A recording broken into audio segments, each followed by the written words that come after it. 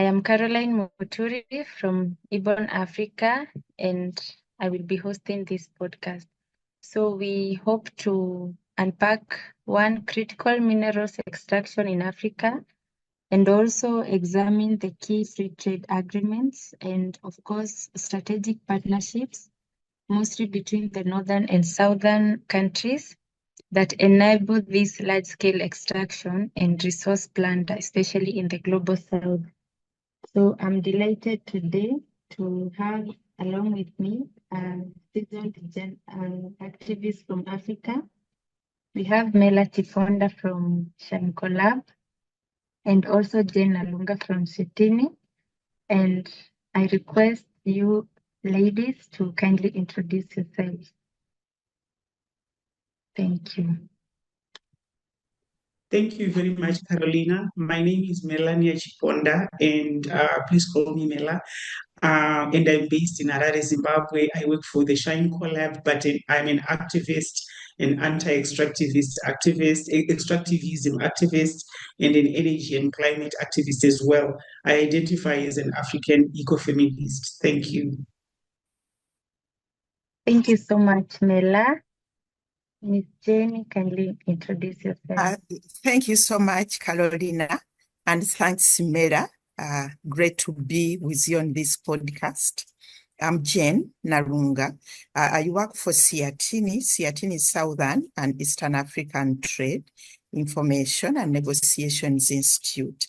We are based in Uganda and work on economic policy issues, that's trade, investment, fiscal policies, to make sure that those policies work for the people and they work for the planet. Thank you so much, Jenny. From this point, I would like us to dive into our conversation today, basically on the critical minerals industry and the Southern voices and how we can promote people-centered approaches. And in line with the so-called the Northern-led transition and how free trade agreements and deals are currently being used and weaponized to streamline the extraction and exploitation of southern minerals. My question is, how do the current trade system reproduce colonial patterns of extraction? And could you kindly share how extractivist free trade agreements, especially in Africa with the US or the European Union, have reshaped territorial, ecological, or reproductive autonomy in Africa? So may I have Jane first and then Mela? Okay, thank you so much, Carolina, for that question. In fact, for us to understand the current debate and contestation around energy transition, around the way the EU, the global south, global north, is extracting and imposing energy transition measures on the global south, we need to go back and understand the relationship between the global south and the global north. And I will give examples about Africa when it comes to the relationship between Africa and the European Union and also Africa and the US. When you look at that relationship since pre-colonial times, then we look at the colonial times, then we look at after independence and even now, the relationship has been extractivist. The global north extracting resources from the global south. And we can start right from the slaves, the pre-colonial extracting people.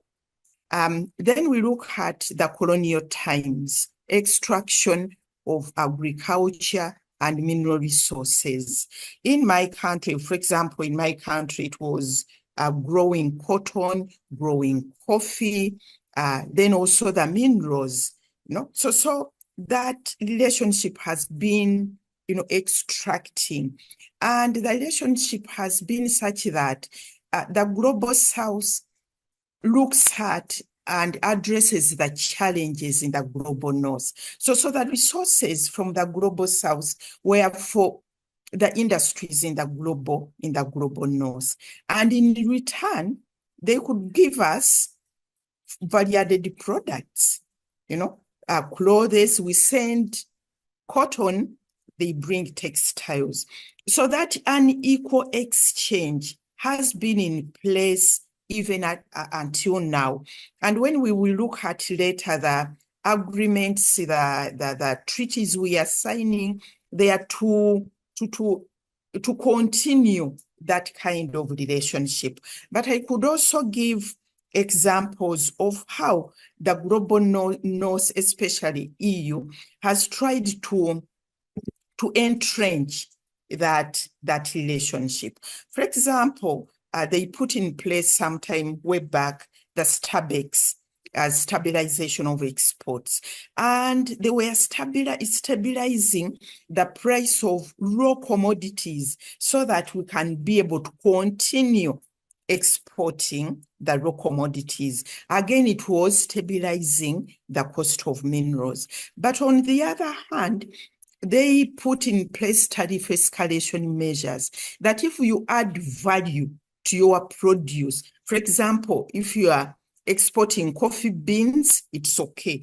But you make coffee powder, there are high tariffs. So that's how the relationship between Europe and Africa, that's how it has been. Very asymmetrical, very extractivist.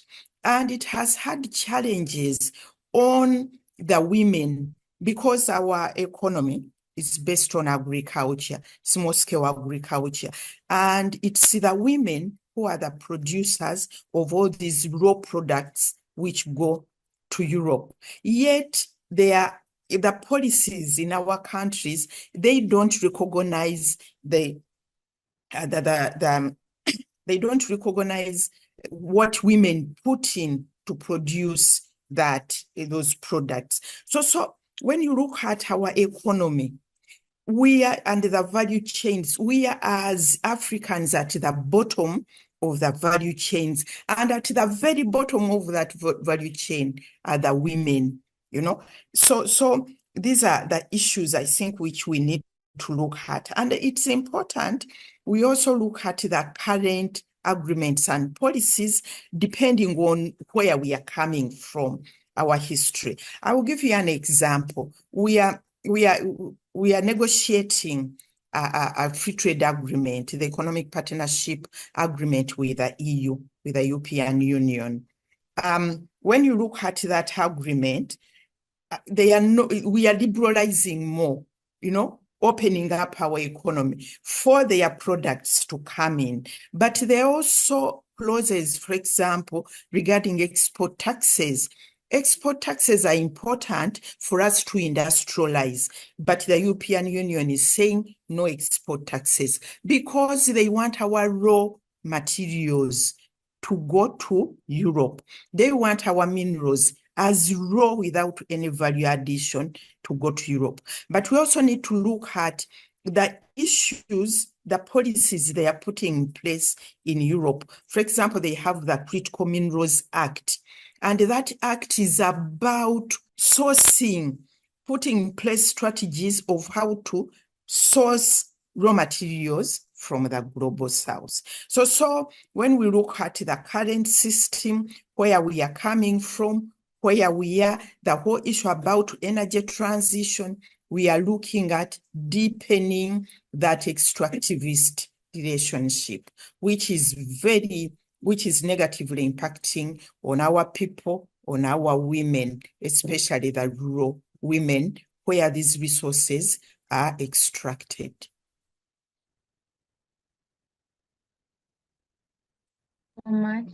Thank you so much, Ms. Jenny.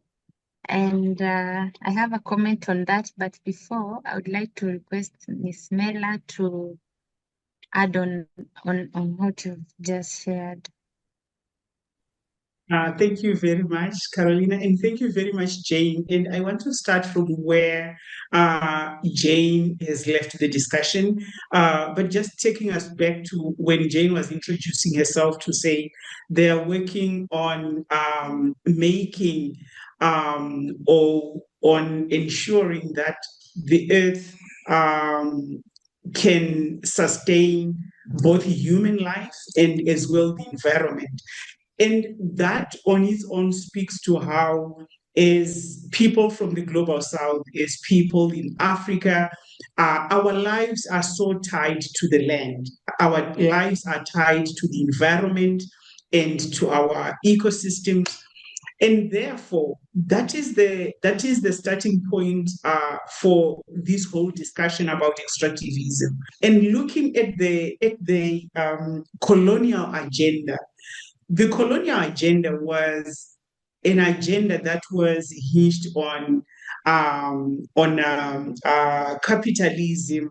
It was hinged on patriarchal systems. It was hinged on structural violence against the people of the global south, but as well the working class in the global north.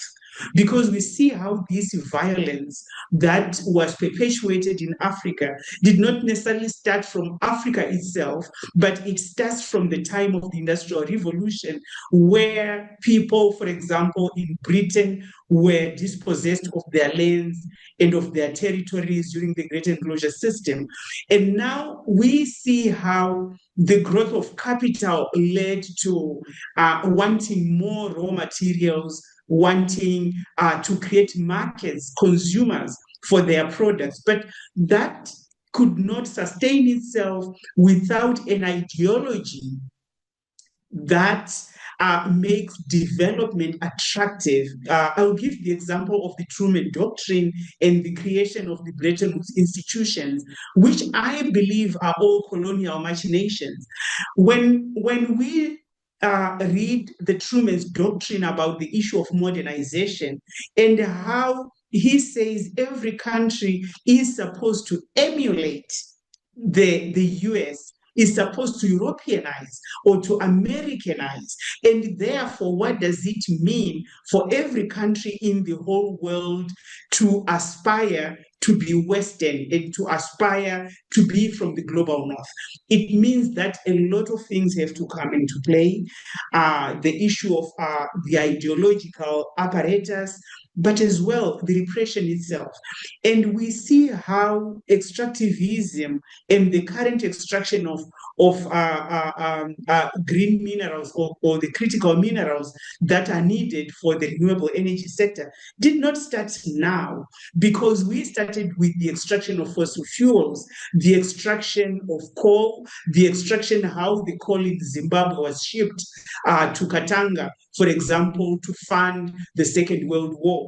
We have seen the conflicts that have happened in the Niger Delta, where there was oil extraction. And we continue to see that now, even, talking about the fossil fuels in Uganda, where Jane is from, we see how the extraction, the exploration, the extraction of oil is justified somehow because the country needs to develop.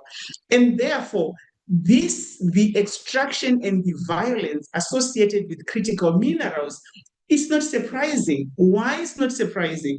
Because it is taking place within a development model that has failed the people of Africa and the people of the global south.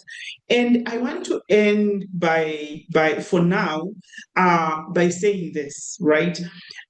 When we look at the impoverishment of the Black African people and the Black African women, we see how the colonial agenda deliberately pushed African women to the periphery of peripheries through extracting the labor of their male counterparts to go and work in what we are now calling cities for wage labor, depriving the women of the value of the labor of their spouses within the household economy, meaning that the work that was done by African women during the colonial administration, it was much more, and as well, it was undervalued because the women were not getting wages out of what indeed is something that is supposed to be paid for. And we see how even within the current development model, as African women, we all aspire to be able to leave the village, and go to the city and be able to earn money. Why? Because the work that we do as food producers, the work that we do as stewards of our ecosystems, it is undervalued, it is invisibilized, and it is work that is so critical to sustain life on earth, but that work is bastardized. Why? Because it is not serving capital. It is work that is serving the people. It is work that is serving our environment, our ecosystems, and therefore it is work that is considered to be not work in quotes. And with this green this decarbonization extractivism that is ongoing right now, it is justified again by text to say the whole world needs to transition. But let me just say, African people have been transitioning since time immemorial. People had been transitioning from one development model to the other. They had been doing this on their own. And even our energy systems, they have transitioned from one form to the other. But what we are concerned about as African people, as people from the global south, is that this is coming with so much violence. This is coming with the colonization again of our territories by large corporations, multinationals who are doing that through support from their governments. And this is also disempowering to the African governments and their peoples because of the debt that has been accrued over the years, and some of it, the colonial debt that comes way back before we were even independent in Africa. And therefore, we are kind of trapped in this colonial perfected role of being the producers of raw materials for the global market, in quotes. But this is not a global market. This is the production of countries in the global north. Thank you. Over to you, Caroline.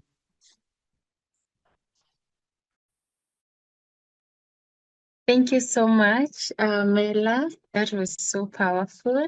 And I'm glad to hear especially about the great introduction of the whole context from pre-colonial, colonial, and even post-colonial, the kind of exploitation that Africa continues to face and the global south. And adding on to that, we have the Africa still opening its markets to the global north. This year, 2025, marks 5 years after the AfCFTA was launched. And speaking on that, I think there's a thick line between like in regards to the AfCFTA and how, of course, it's supposed to increase the intra-African trade within the African countries, and also how the initiative is also being used by the multinational corporations and the global north to open the region for its markets and, of course, for more extractivism. And I think we need to have more of these conversations to really understand the context and see how we can come in as civil society actors. And Mela, do you have maybe a point to add on that? Just very little to just I just to us to provoke ourselves that what we calling free trade agreements, are they free? And then the whole continent has been reduced to a supermarket where goods just come in and we are supposed to buy and consume, and they come in and consume. And so I just want to maybe build on to what Jane said about the Africa Mining Vision, that maybe what is needed right now is our vision for a just transition. I don't want to call it just energy transition only, because a lot of things have to transition. There's so much that needs to change, that needs to transform. And therefore, for me, the issue is not just about energy. The issue is about a system that perpetuates energy injustice. Because for me, right now, the narrative that is coming from the global North is just, oh, change the technologies, and then wow, there is a just transition because now we are using renewable energy instead of a fossil fuels driven energy system. But hey, what about the historical injustice of those that have been severely impacted by the fossil fuels industry? What is going to be done to the communities who are hosting the critical minerals? Are we going to be extracting lithium in Zimbabwe so that we do justice to people in the global north, or so that the lithium can be used to make solar batteries for the solar vehicles in Europe? I don't think that the communities in Zimbabwe or in the DR Congo or in Zambia, where there's extraction of copper, would give up their minerals for some elites to drive electric vehicles in the global north. And for me, the transition should ensure that those who don't have access to energy right now can have access to energy as a right, and energy not as a commodity, but as a commons. So that is just something I feel I could add. Thank you. Carolina, can I come in on the issue Mela has raised? A very, very critical issue, the issue of having our own narrative. When you look at our history, we swallow narratives. All the narratives are pushed on us. That structured adjustment programs, when you liberalize, when you do this, when you do that, you are going to develop. Now they are telling us critical minerals and energy transition. And the question Mela is asking very critically, transitioning from what? Where are we going?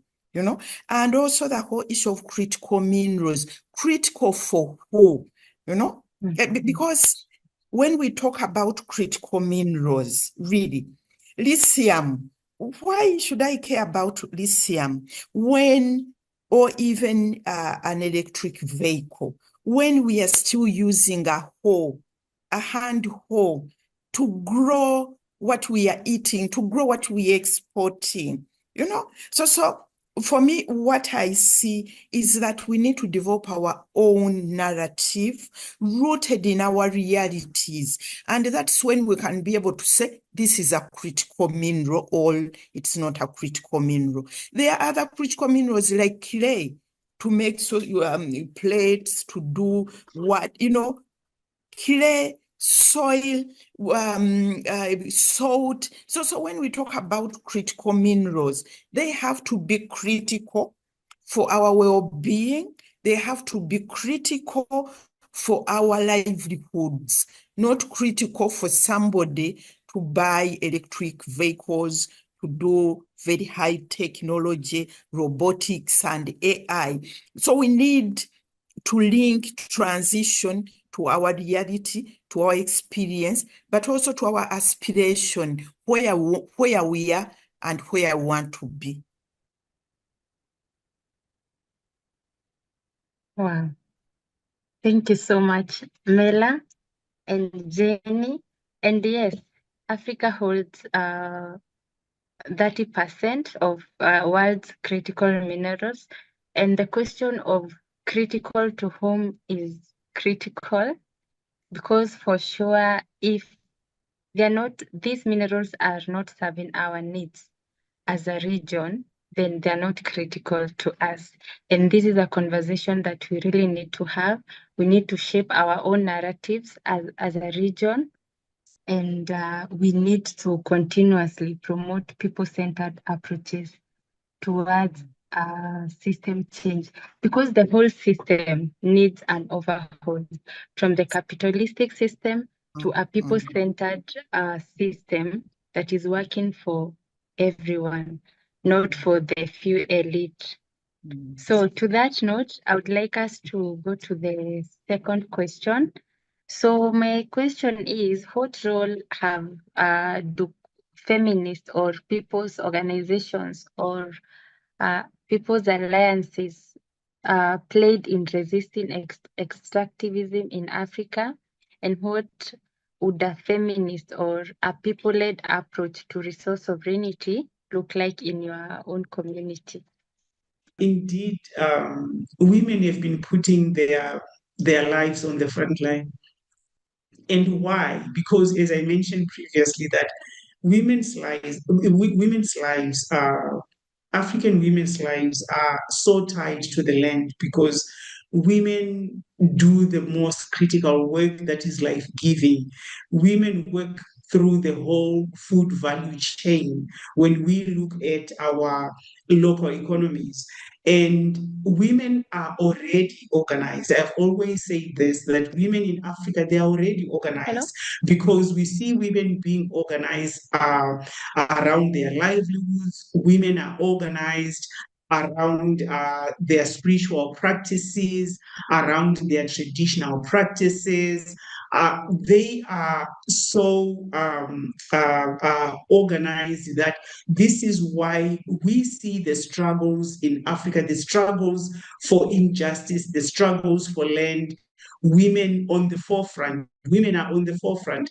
Though, of course, mostly nobody sings songs about the critical role that women play in the resistance, but we have it. We have seen how, even when we look at the very old resistance that was done, whether we want to talk about Queen Jinga of Angola, or we want to talk about the Aba Rebellion in West Africa, where women organized against colonial taxation, against tax injustice.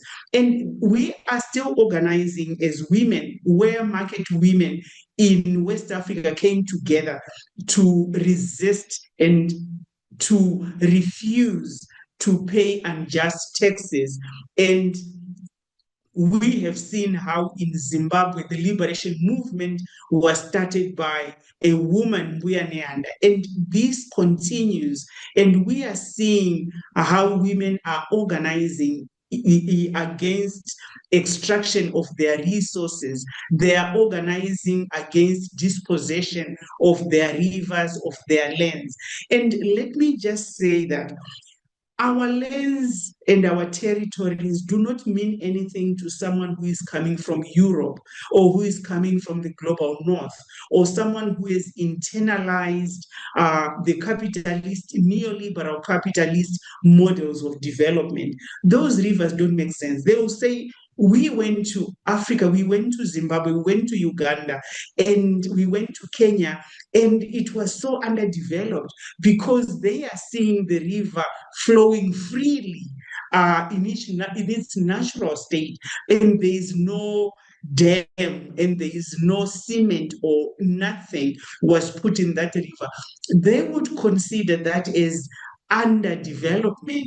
And we have seen how, when they look at the rich forests, the rich indigenous forests, they would look and say, oh, there's infrastructure, because what we saw, there were the round huts, and that place is underdeveloped. But for us, that is the development model that we are organizing for, because we know that when something happens on the rivers, when there is pollution of our rivers, we are going to be impacted. The bodies of women are going to be severely impacted by pollution of our water bodies, because we handle water every day.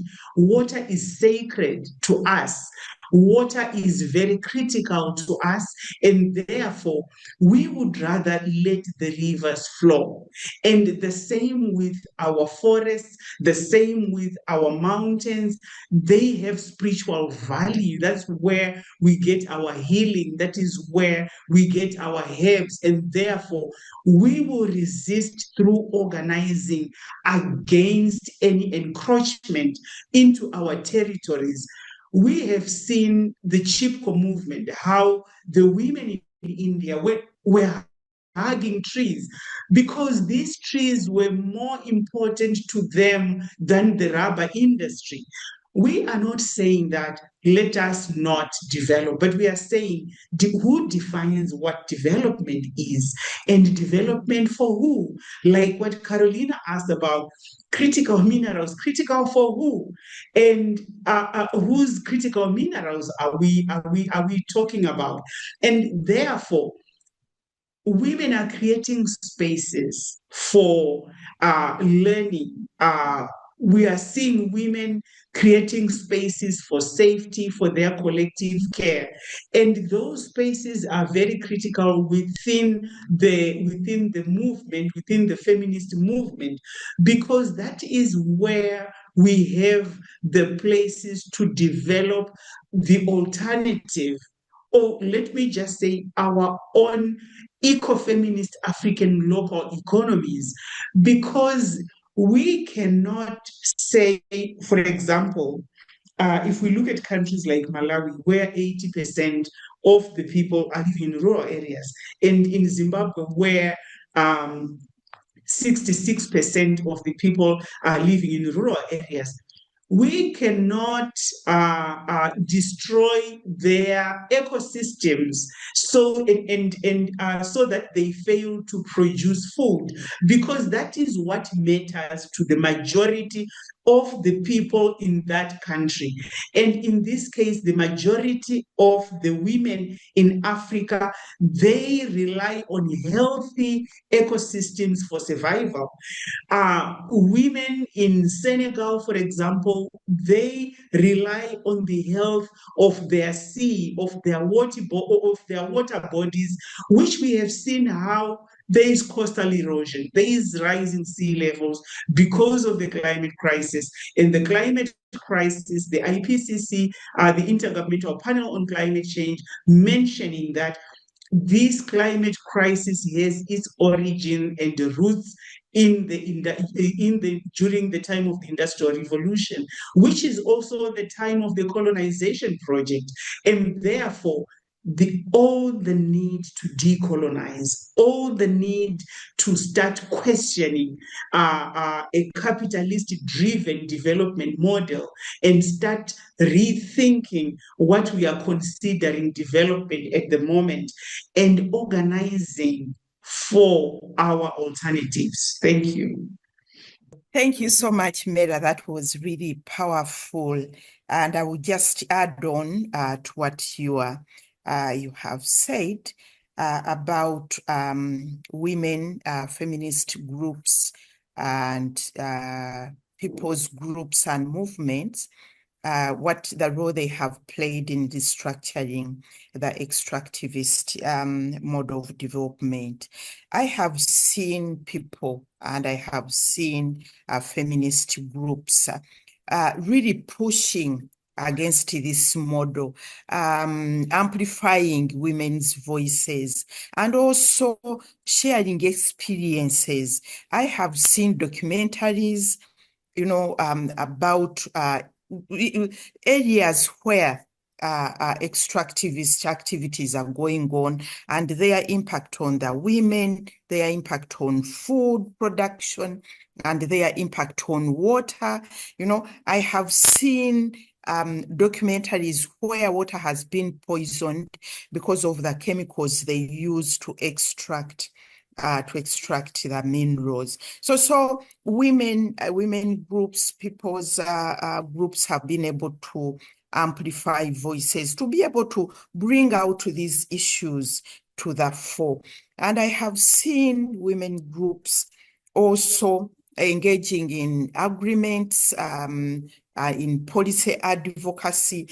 In my region, in the East African region, we as people's organizations, women groups, we have fought against the economic partnership agreements with the EU for the last 23 years. And it's just recent that they forced Kenya to sign, but the entire East African region refused to sign it. So these are some of the efforts really which need to be documented. Again, in the East African region, I have seen people's groups and women groups fighting for the review of the investment legal frameworks to be able to mainstream issues, for example, human rights impact assessments, which are not there. So the women are doing a lot of work, pushing against the commodification of social services in budgets, in tax policies. So there's a lot of work being done. But what we have to remember is that there are new challenges coming on board. For example, like now what we are talking about, the challenges of energy transition, which has brought new challenges, new issues on board. And we are seeing the scramble for our resources by the global north, by China, the US, Australia, the EU. This scramble is also bringing new challenges. We are looking at the false solution to the climate issue. Issues are around carbon credits, carbon markets, which are going to displace so many of our people. So I think I want to go back to the issue Mela has raised, the issue of rethinking, the issue of putting bold alternatives on the table, because we have to agree as people's movements, as feminist movements. Do you want to tinker around the edges? Like now, if they tell us energy transition, critical minerals, and we say, okay, we will do it, but why don't you center the women? Do we need to tick around that? Or do we take a bold stand and put bold alternatives on the table? For example, the Latin Americans have a movement now saying, let us leave these minerals in the ground because they are not critical to us. They are doing more harm than good. Can we be able to do that? We need to rethink the entire issue around development, around structural transformation, around what we grow and what we eat, around centering the needs of the global north against the needs, our own needs. So for me, in conclusion, I think it's very, very important to be able to put on table alternatives that are rooted in our challenges, that are rooted in our aspirations, that are rooted in justice, that are rooted in equity, that are rooted in solidarity. Thank you. Thank you so much for the parting shot and for your great presentations. And if you have one parting shot, the floor is yours.